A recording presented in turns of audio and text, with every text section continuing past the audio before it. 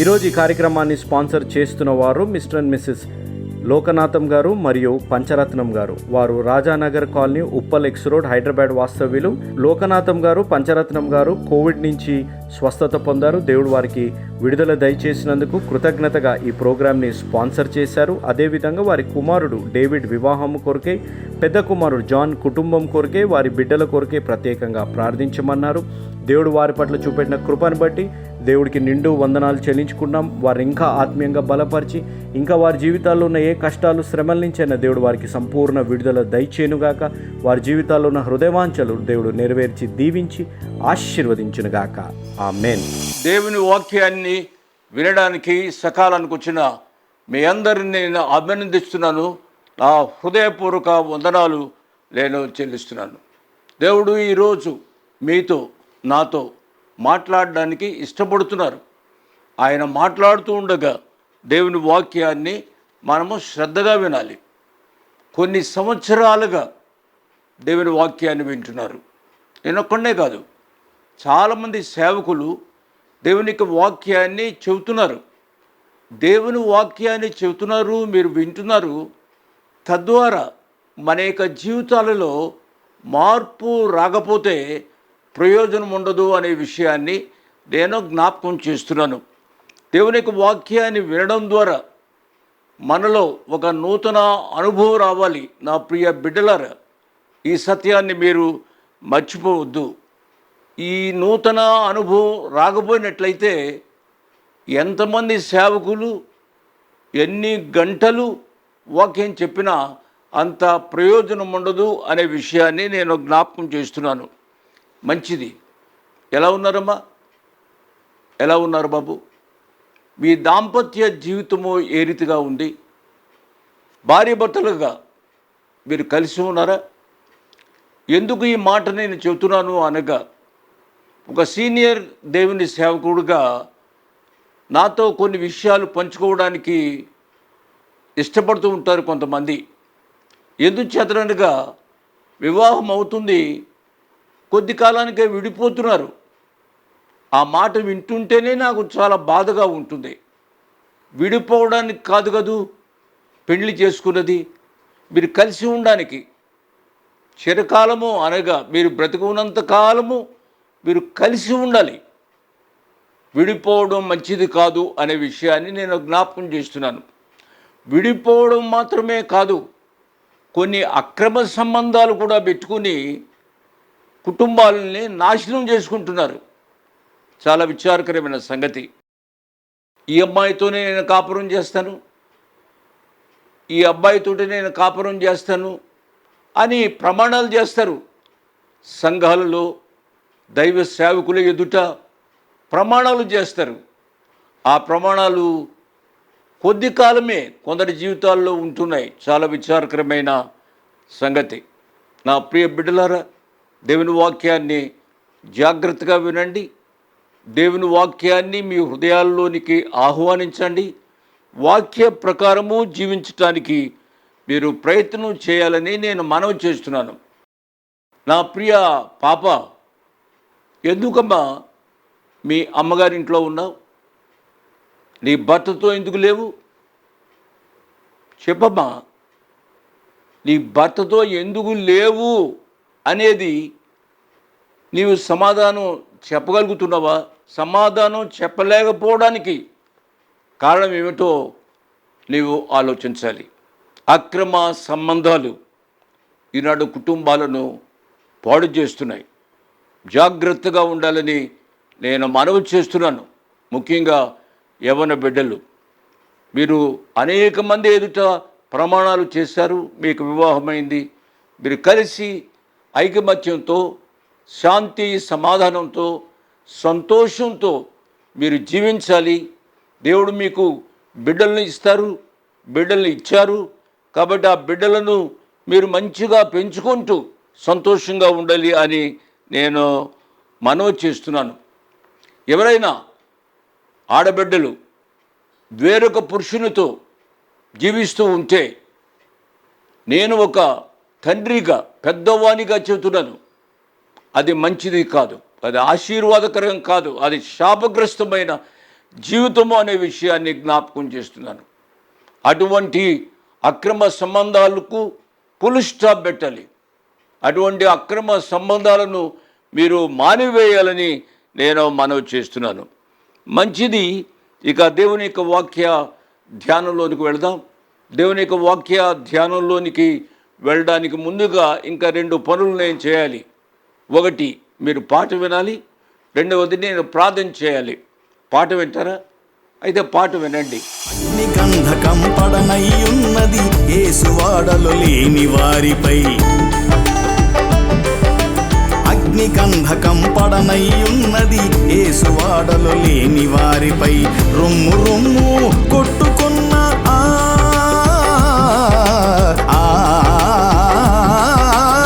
రొమ్ము రొమ్ము కొట్టుకున్న ఆదుకొనడు నిన్నును ఎవడు.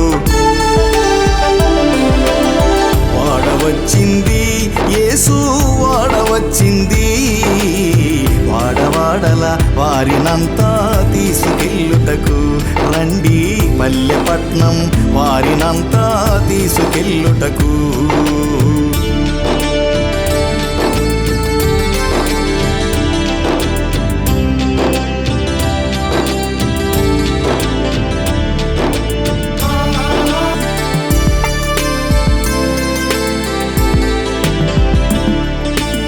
కనని వినని జల ప్రళయము కలుగునని చెప్పెను నాడు, కనని వినని జల ప్రళయము కలుగునని చెప్పెను నాడు. కనుల ముందు చూచితిరే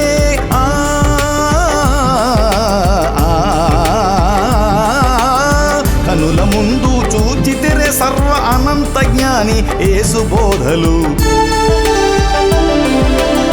వాడవచ్చింది రక్షణ వాడవచ్చింది, వాడవాడల వారినంతా తీసుకెళ్ళుటకు రండి పల్లెపట్నం వారినంతా తీసుకెళ్ళుటకు. పాట విన్నారు కదూ. ఇక నేను ప్రార్థన చేస్తాను. యవనస్తులు మోకరించండి. ఆరోగ్యంగా ఉన్నవారు మోకరించండి. ప్రార్థనలో నాతో ఏకీభవించండి.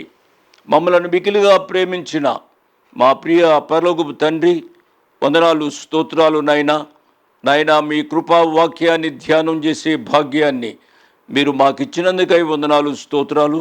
మీ వాక్యాన్ని ధ్యానం చేస్తూ ఉండగా మీ తలంపులు మాకు అనుగ్రహించమని అడుగుతున్నానైనా. మీ వాక్యాన్ని అర్థం చేసుకునే కృప మీరు మాకు దయచేయండి ప్రభువా. మీ వాక్య ప్రకారము జీవించే ధన్యత మీరు మాకు అనుగ్రహించమని అడుగుతున్నానైనా. కుటుంబాలలో శాంతి సమాధానాలు లేకుండా సాతానుడు చేస్తున్నాడు ఈ దినాలలో నాయన. అటువంటి కుటుంబాలలో శాంతి ప్రదాత, సమాధానకర్త, మీ శాంతి సమాధానాలు దయచేయమని అడుగుతున్నాం ప్రభువా.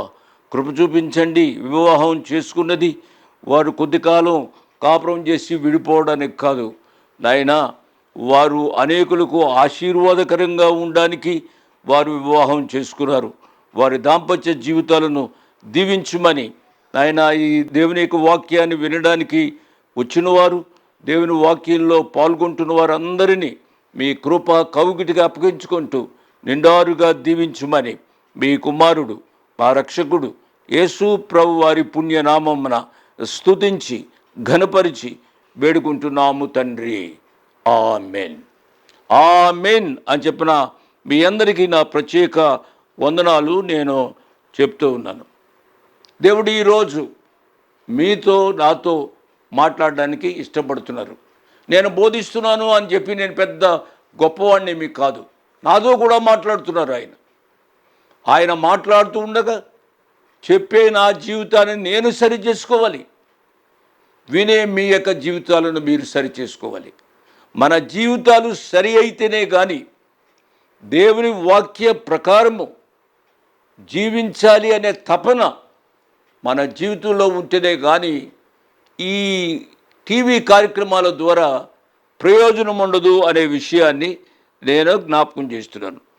యథార్థమైన సేవకులు రేడియోలో కానీ టీవీలో కానీ వాక్యాన్ని చెబుతున్నారు. చాలా ప్రాముఖ్యమైన విషయాలు పదే పదే గుర్తు చేస్తున్నారు. ఆ వారు గుర్తు చేసే దేవుని వాక్యాన్ని కానీ యథార్థమైన సంఘాలలో చెప్పబడే వాక్యాన్ని కానీ పెడచెవిని పెట్టవద్దు అని నేను మనవి చేస్తున్నాను. యూదా భక్తుడు వీరికి పాత నిబంధన గ్రంథంలో జరిగిన 3 సంఘటనలు గుర్తు చేసి వారిని హెచ్చరించాడు. మొదటిగా ఇశ్రాయేలీలు ఏ రీతిగా ఐగుప్తు దేశం నుంచి రక్షించబడ్డారు అనే విషయాన్ని మనకు గుర్తు చేశాడు గ్రంథకర్త. ఇశ్రాయేలు ప్రజలు దేవుని ప్రజలండి. వీరు పాపములో జీవించటను బట్టి, దేవుని ప్రజలు పాపములో జీవించుటను బట్టి ఐగుప్తు రాజునకు బానిసలయ్యారు. ఎంత విచారకరమైన సంగతి ఆలోచించాలి. వాక్యాన్ని వింటున్నారు మీరు. విన్న వాక్యాన్ని వ్యక్తిగత జీవితాలకు అన్వయించుకొని ఆ వాక్య ప్రకారము జీవించటానికి ఇప్పుడే మీరు తీర్మానం చేసుకోవాలి. 430 సంవత్సరాలు ఐగుప్తు దాస్యంలో ఉన్నారు దేవుని ప్రజలు. దేవుని ప్రజలేమిటి, అన్యులకు దాసులుగా ఉండడం ఏమిటి అనే ప్రశ్న రావడానికి అవకాశం ఉంది.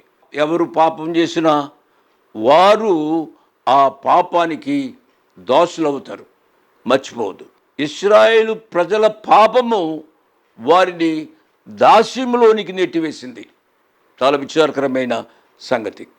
కానీ చివరకు ఇశ్రాయేలు ప్రజలు తాము చేయుచున్న వెట్టి పనులను బట్టి నిట్టూర్పులు విడుస్తూ మొరపెడుచూ ఉండగా, తమ వెట్టి పనులను బట్టి, వారు పెట్టిన మొరను బట్టి దేవుడు వారిని కనికరించాడు. వారు మొర్రపెట్టుచూ ఉండగా వారి మొర్రను దేవుడు విన్నాడు. ఆ మొర్ర దేవుని దగ్గరకు చేరింది. కాగా దేవుడు వారి మూలుగును విని అబ్రహాము, ఇస్సాకు, యాకోబులతో తాను చేసిన నిబంధనను ఆయన జ్ఞాపకం చేసుకున్నాడు.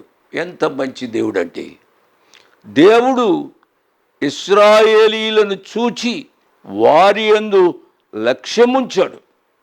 అప్పుడు దేవుడు వీరికి మోషేను నాయకునిగా పంపించాడు, అంటే నాయకునిగా నియమించాడు.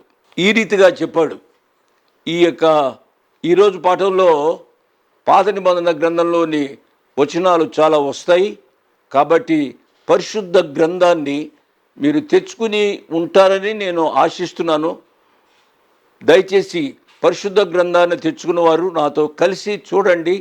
తెచ్చుకోని వారు నెక్స్ట్ పాఠం నుంచి అయినా పరిశుద్ధ గ్రంథంతో మీరు ఈ యొక్క టీవీ కార్యక్రమానికి రావాలని నేను ప్రత్యేకంగా నా 2 చేతులు జోడించి మీకు మనవి చేస్తున్నాను. నిర్గమాకాండం 3వ అధ్యాయము 16-17 వచనాలు.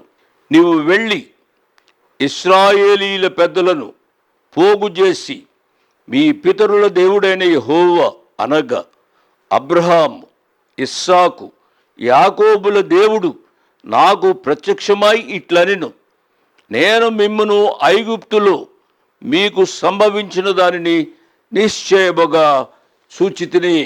17వ వచనాన్ని కూడా చదువుతున్నాను.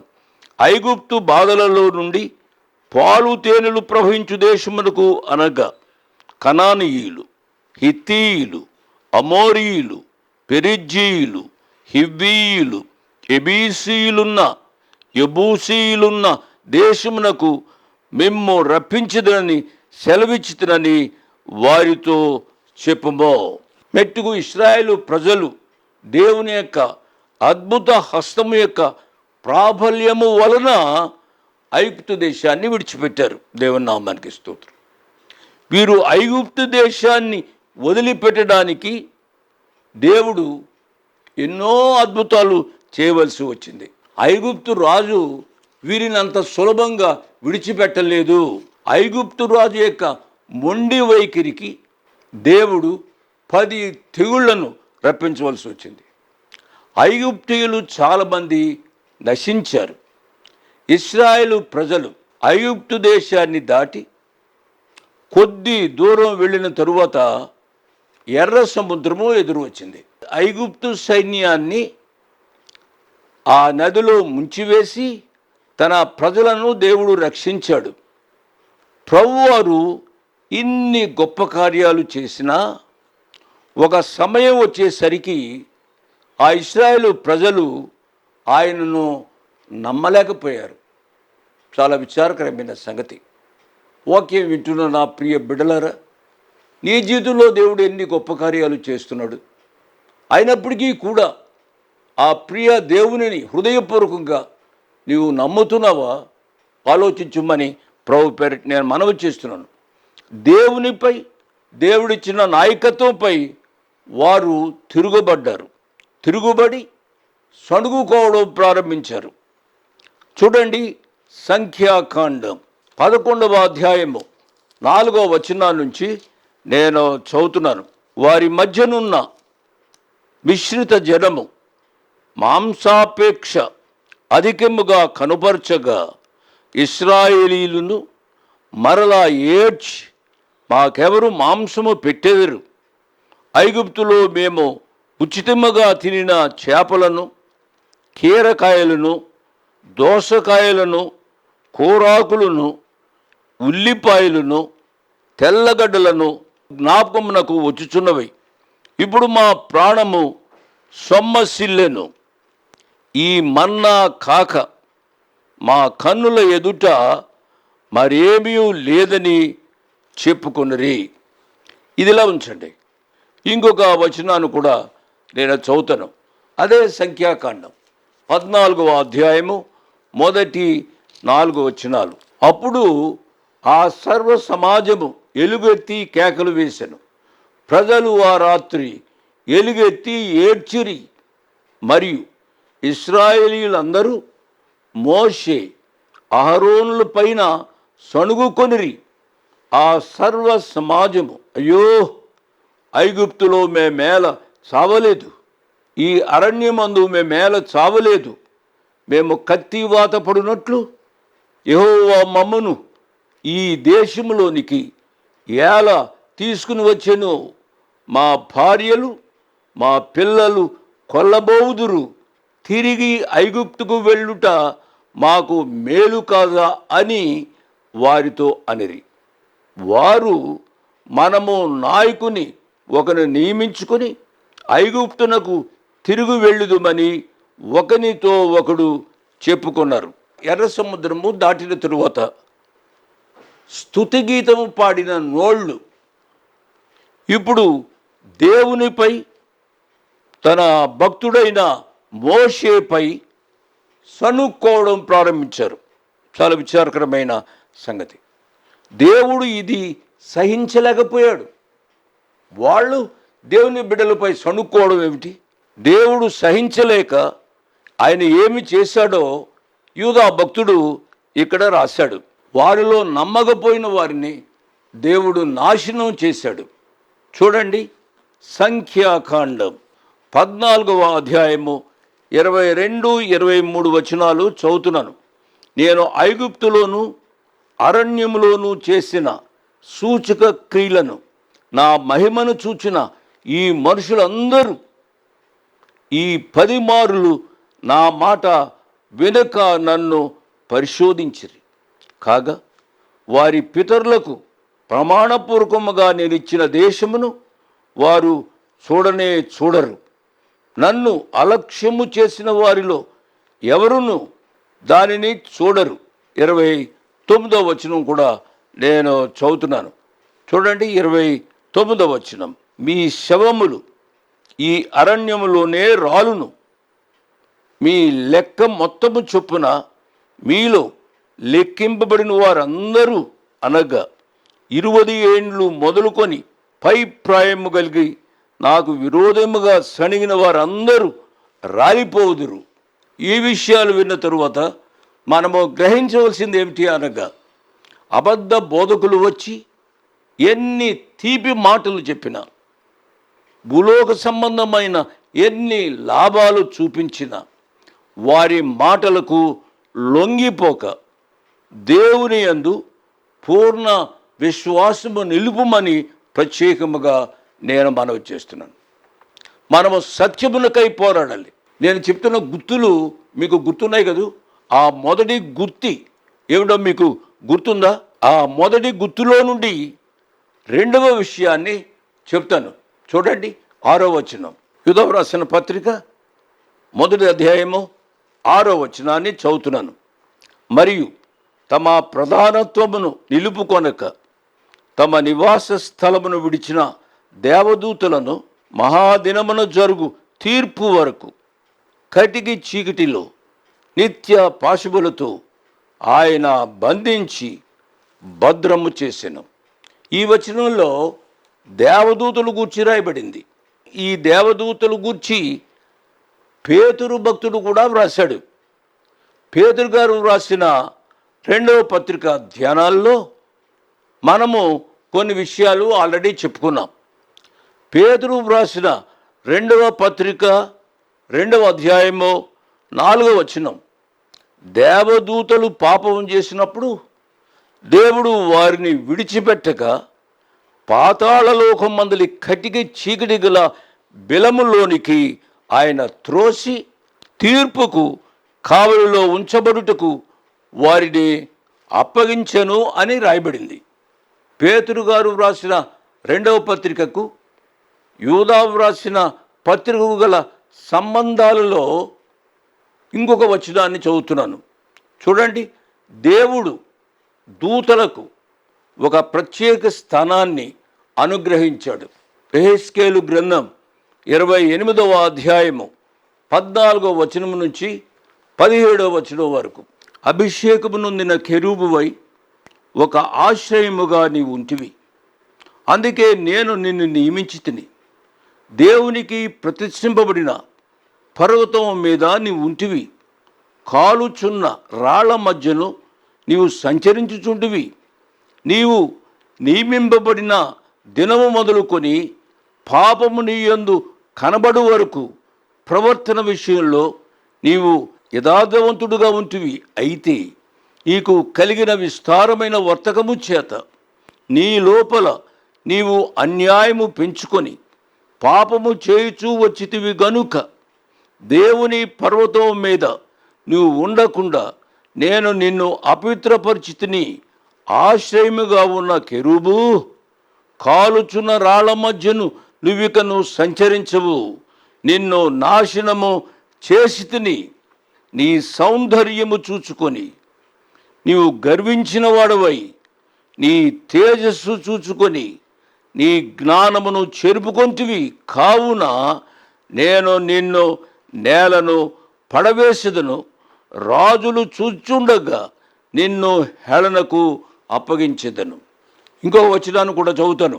యెషయా గ్రంథం 14వ అధ్యాయంలోంచి కొన్ని వచనాలు చదువుతాను. యెషయా గ్రంథము 14వ అధ్యాయము 12వ వచనం నుంచి 15వ వచనం వరకు చదువుతున్నాను.